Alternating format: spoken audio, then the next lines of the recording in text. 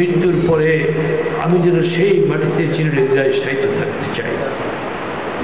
পাকিস্তানের তাকে হত্যা করতে পারে নাই। বাংলার মীর জাফর এবং দেশি বিদেশি সেই চক্র যারা একত্রে পরাজিত হয়েছিল তারা বঙ্গবন্ধুকে হত্যা করেছে। 1968 সনের 17ই জানুয়ারি আমি ডাকসুর ভিপি হয়েছিলাম।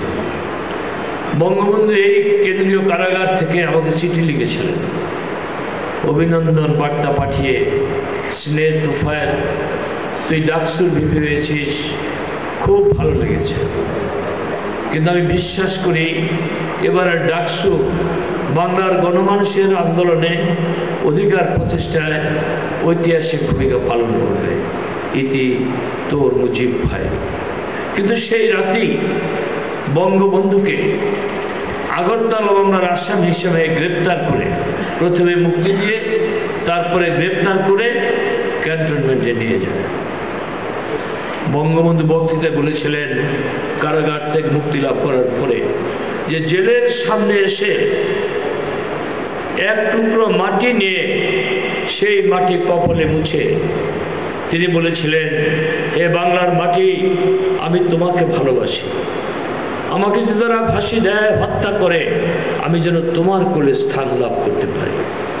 সত্যি তিনি টুঙ্গিপাড়ায় হয়ে আছেন, আর কোনোদিন আসবেন না, আর কোনোদিন সেই বজ্র কণ্ঠে ডাক দেবেন না ভাইয়ের আমার। সাগরে উত্তাল তরঙ্গ হয়, আবার স্থিমিত হয়ে যায়।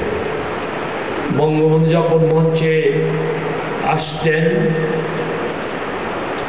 জনসমুদ্র উত্তাল তরঙ্গে পরিণত হতো।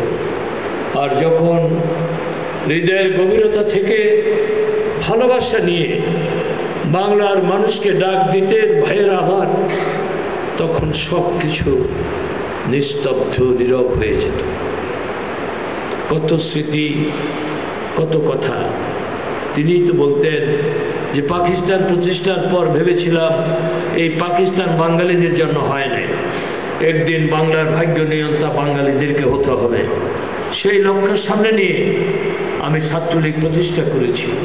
সেই লক্ষ্য সামনে নিয়ে 23শে জুন, যেদিন আমাদের স্বাধীনতার সূর্য অস্তমিত হয়েছিল পলাশীর আম্র কারণে, সেদিন আওয়ামী লীগ প্রতিষ্ঠা করে মহান জাতীয়তাবাদী আন্দোলন শুরু করে ভাষা আন্দোলনের মধ্য দিয়ে বাংলার মানুষের অধিকার প্রতিষ্ঠার বীজ রোপণ করেছিলাম।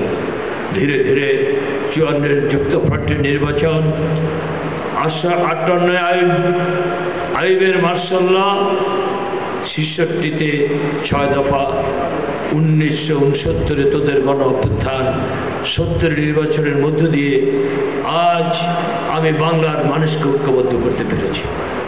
আমরাই তো স্লোগান তুলতাম, জাগো জাগো বাঙালি জাগো, পদ্মা মেঘনা যমুনা তোমার আমার ঠিকানা, পাঞ্জাব না বাংলা, পিন্ডি না ঢাকা, আমার নেতা তোমার নেতা শেখ মুজিব, শেখ মুজিব। সেই স্লোগানে মুখরিত করে 6 দফা আন্দোলন, 69 গণ অভ্যুত্থান করে আসাদ, মতিউর, মকবুল, রুস্তম আলমগীর, ডক্টর শামসুজ্জোহা, সার্জেন্ট জহুরুল হকের রক্তের বিনিময়ে 1969 22শে ফেব্রুয়ারি বঙ্গবন্ধুকে মুক্ত করে 23শে ফেব্রুয়ারি শরৎ উদ্যানে দাঁড়িয়ে বক্তৃতা করেছিলাম।